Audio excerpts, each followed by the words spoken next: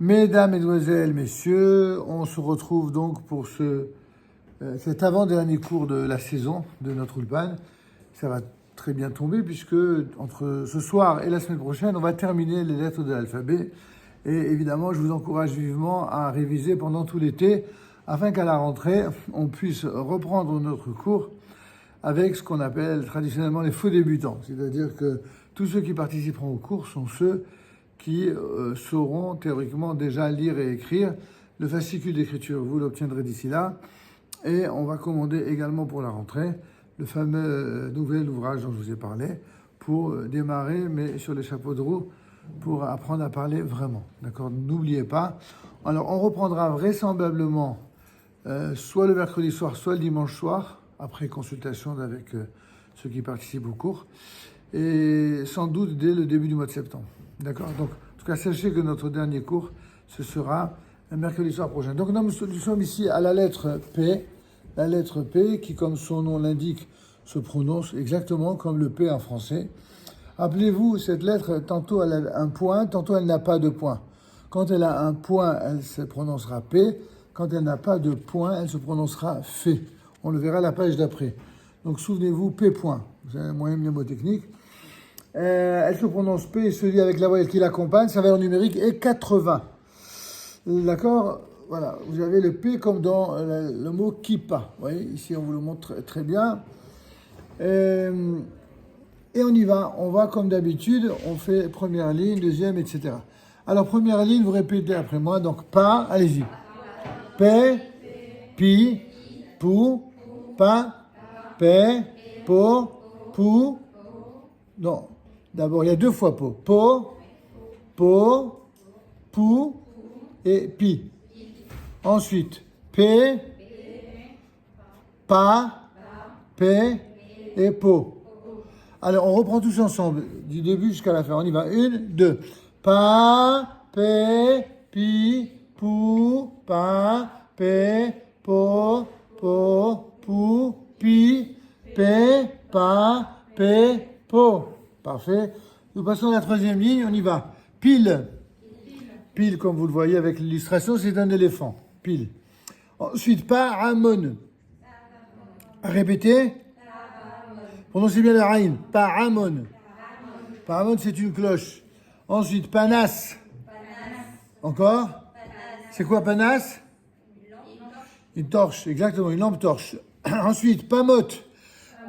Pamote, c'est un chandelier, enfin un cierge comme cela. Pamote, répétez. Ensuite, sapa. Sapa, c'est mis sur un sofa, un canapé. Ensuite, tapas. C'est quoi tapas? Ouais, un alpiniste. Ensuite, pile-pelle. Répétez, pile-pelle. Pile-pelle, c'est du poivre. Ensuite, ozen, oznaim, répétez. Oznaim. Ozen, c'est une oreille et oznaim, ce sont les oreilles. Je vous ai déjà dit que tous les membres du corps humain qui vont par deux, eh bien, ça se termine toujours à la fin par ayim. Yad, yadaim. Regel, reglaim. Ayin, aynaim. Et là, c'est ozen, oznaim. Ozen, une oreille. Oznaim, les oreilles. D'accord? Ensuite, P, c'est donc la bouche. Mais là, en principe, on n'a qu'une seule bouche. Donc, P, il n'y a pas de pluriel, en tout cas, avec ayim. Par contre, les lèvres, là, c'est un pluriel. Donc, on dit sefat et sefataim. Sefataim. Sefataim, c'est les lèvres. Bon, on reviendra là-dessus. Tournons la page, prenez la page 84. Allez, on y va. Allez, on reprend ensemble. Alors, pa, pe, pi, pou, po, pou, pi. Ensuite, deuxième ligne, pe, a, he, ho, a, pa, pe, pou, pe. Allez, on répète les deux lignes d'un seul trait. 1, 2. Pa, pe, pi, pou, po, pou, pi, pe, a, he, ho, a, pa, pe, pou et pe. Ok. Alors, on prend la suite, la troisième ligne. Troisième ligne, on y va. L'épaule, répétez. N. N. Je rappelle que le yud placé après le e ou le i ne se prononce pas. On ne dira pas ein, mais n. Répétez. Ensuite, matos. Lo. Pile. Ehad. On reprend ensemble. 1, 2. L'épaule. N. Matos. Lo. Pile. Ehad. Quatrième ligne. On y va. Paul. Hu. Tapas. Tov. Penina. Gam. Ken. On reprend quatrième ligne. 1, 2. Paul, Hu, Tapas, Tov, Penina, Gam, Ken. On passe à la cinquième ligne. Lahem. Panas, Tov, Vegam, Pa'amon, Tov. On reprend la cinquième ligne ensemble. 1, 2. Lahem, Panas, Tov, Vegam, Pa'amon, Tov. Vous suivez bien, ça va, c'est pas compliqué. Mais ça demande un suivi. Si vous lisez tous les jours, comme je vous l'ai demandé depuis le début, vous lisez au moins un quart d'heure par jour, alors là, ce sera une balade de santé, je vous le promets. Mais faites-le. Ne commettez surtout pas l'erreur pendant les vacances de ne plus ouvrir le bouquin. Vous perdriez aussi vite, sinon plus vite encore, ce que vous avez appris en quelques semaines. Croyez-moi. Parce qu'on est allé relativement rapidement, d'accord ? Parce que vous êtes des adultes et j'ai pas envie de vous faire perdre du temps. Alors pour autant, gardez précieusement ce que vous avez appris et ça va être, avec l'aide de Dieu, maintenu en bonne mémoire, d'accord ? Nous sommes à combien ? La sixième ligne, c'est ça ? Oui. Alors sixième ligne, il y a une toute petite erreur d'impression. Vous avez sous le lamed un seul point, comme si c'était écrit li, mais c'est une faute. Il faut 2 points, un sur l'autre. Vous pouvez l'ajouter avec votre feutre, votre stylo si vous le souhaitez. D'accord ? Et c'est les Eliyahu. Répétez, les Eliyahu. Il faut 2 points verticaux, pas un seul. D'accord ? Ajoutez-le si vous le souhaitez. Vous ajoutez un point en dessous du premier que vous voyez, juste en dessous. Et donc ça se lit les Eliyahu. Ensuite, Ozen. Ensuite, Tova. Les Ayala. Pamot. On reprend sixième ligne. 1, 2. Les Eliyahu, Ozen, Tova, les Ayala, Pamot. Très bien, septième ligne, on y va. Les Hillel. Ayin, Tova, Vegam, Sappa, Tova. On reprend ensemble. Les Hillel, Ayin, Tova, Vegam, Sappa, Tova. On va à la huitième ligne. Huitième ligne, c'est Hadva. Alors, Hadva, c'est un des synonymes de Gila, Rina, Ditsa, Hadva. Ça vous dit rien ? C'est pour les Sheva Brachot, où l'on récite tous les synonymes de la joie.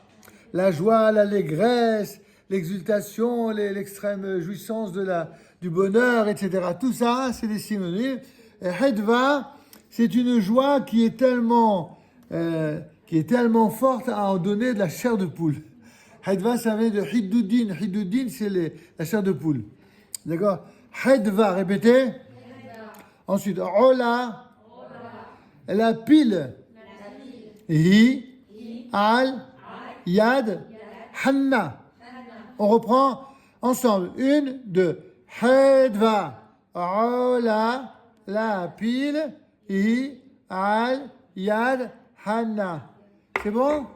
Bon, c'est pas compliqué tout ça. Il faut juste, je le répète, lire et répéter. C'est comme ça que vous n'oublierez pas. Vous savez, nos sages nous disent que à chaque fois qu'il y a une mitzvah, écoutez bien ça, ça vous aidera à bien retenir.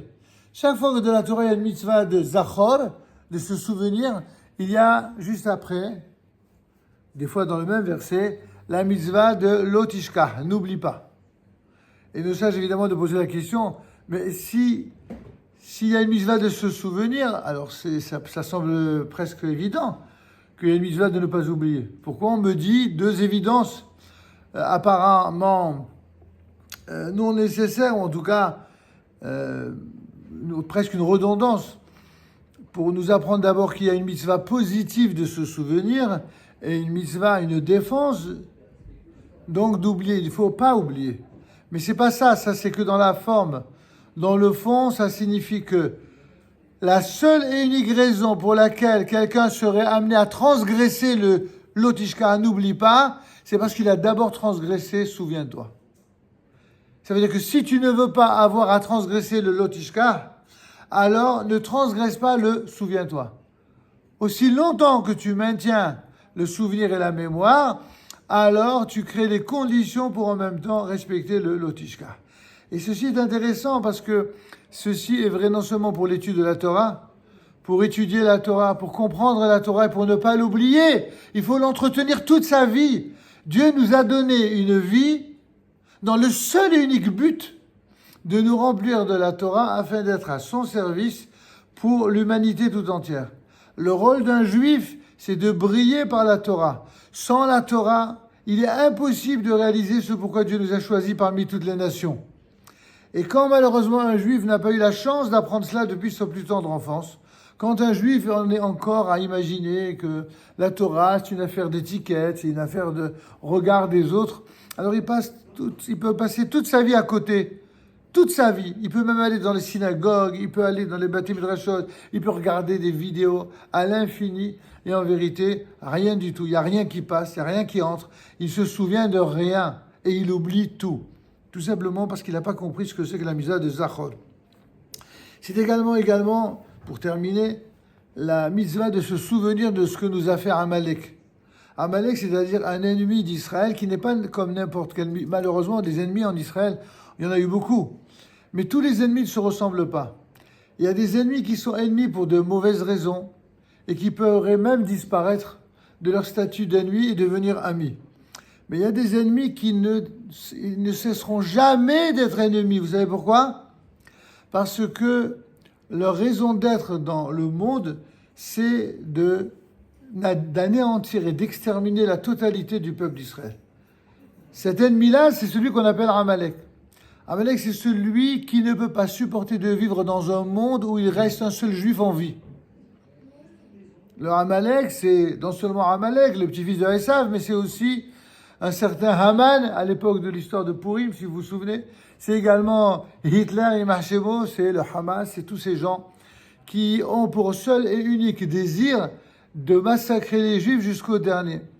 Alors devant ces ennemis-là, la seule façon de mettre un terme à ces ennemis, c'est pas uniquement de les éliminer physiquement par l'armée, par la guerre, c'est de se souvenir de qui nous sommes.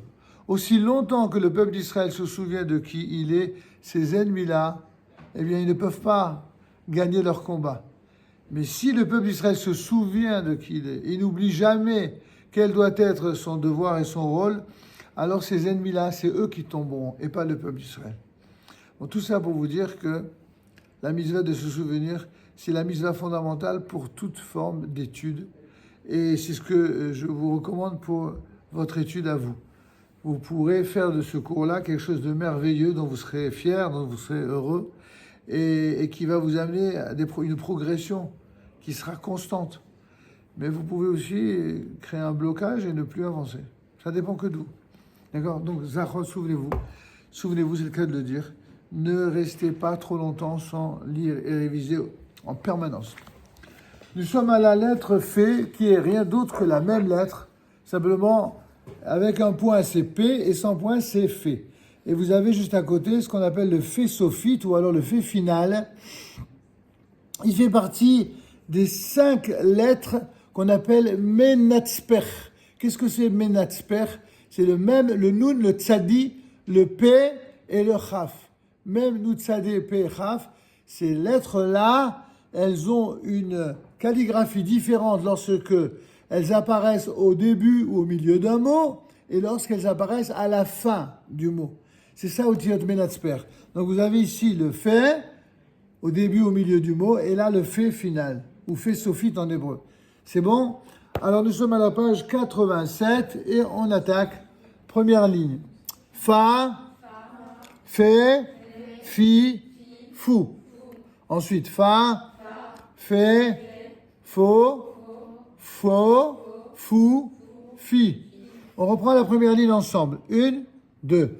Fa, fe, fi, fou, fa, fe, fo, fou, fi. Parfait. Deuxième ligne, on y va. Fe, fa, fe, fo. Ensuite, on attaque les lettres finales. Af, gouf, daf, hof. Af, c'est le nez, ça peut dire aussi même, quand on dit afilou, même si. Ensuite, gouf, c'est le corps. Daf, c'est une page. Et hof, c'est le... C'est comme la plage. Là où il y a du sable, c'est hof hayab. D'accord? On y va. On reprend la deuxième ligne tous ensemble. 1, 2. Fe, fa, fe, fo, af, gouf, daf, hof. On passe à la troisième ligne. Troisième ligne, on y va. Gefen. Encore? Gefen, c'est la vigne. La vigne ou le raisin, d'accord? Ensuite, enfin, le raisin, c'est un avine, on verra. Mais Gefen, c'est la bénédiction qu'on fait sur le kiddush, Baruch Hashem, etc. Boré, Feri, Ha, Gefen, le fruit de la vigne. Gefen, c'est la vigne. Ensuite, Dofen. Dofen, c'est un mur, comme vous le voyez dans l'illustration. Ensuite, Saïf. Saïf, c'est un sabre. Ensuite, Af. Af, c'est le nez. Ensuite, Nof. Nof, qu'est-ce que c'est? Ah, vous savez bien lire le français. Paysage. C'est la seule image où c'est marqué. Alors, paysage. Très bien. Ah non, juste après, vous avez aussi Hof qui est là. Plage. En fait, c'est Hof Hayam. Ensuite, on passe à la dernière ligne, la ligne numéro 5. Ofanaïm. Ofanaïm, vous avez compris, c'est un vélo. Ofanoa. Ça, c'est une moto. Et enfin, Afifon. Qu'est-ce que c'est un Afifon? Un cerf-volant, absolument. Allez, on passe à la page 88. Page 88, on y va? Allez, on y va. Fa, fe, fi, fou, faux, fou, fi. On recommence ensemble. 1, 2. Fa, fe, fi, fou, fou, fi. On passe à la deuxième ligne. Fa, fe, a, he, ho, af. On recommence ensemble la deuxième ligne, ensemble. 1, 2. Fa, fe, a, he, ho, af. Parfait. Troisième ligne, on y va. Daf. Gouf, hof, nof, rof, alouf. On reprend ensemble. 1, 2. Daf, gouf, hof, nof, rof, alouf. Quatrième ligne, on y va. Yosef, Hu, Yeled, Tov. Lo, Af, Yafé. On reprend quatrième ligne. Yosef, Hu, Yeled, Tov, Lo, Af, Yafé. Cinquième ligne, on y va. Penina. Encore. Ensuite, Yalda, Tova. Là, il manque un point dans le He, c'est bien là qu'il faut dire. Af, Yafé.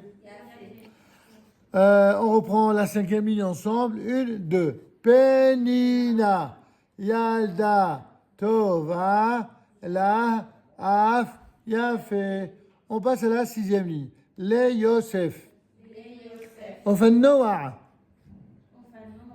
Ofanoa, répétez. C'est la fameuse moto. Ofanoa, je vous avais dit déjà, je vous répète la règle de grammaire, qu'à la fin d'un mot qui se termine par les lettres He, Het et Aïn, c'est trois lettres et seulement ces trois lettres, et He, Het et Aïn à la fin d'un mot qui sont assortis de la voyelle patah, eh bien, ce sera la règle dite du patah furtif, à savoir, on prononcera la voyelle A, patah, avant la consonne. Au lieu de dire ofano A, on dira ofano A. Au lieu de dire, par exemple, ruha, on dira ruah. Et au lieu de dire idmahmeha, on dira idmahmeya. Vous êtes d'accord pour vous donner 3 exemples.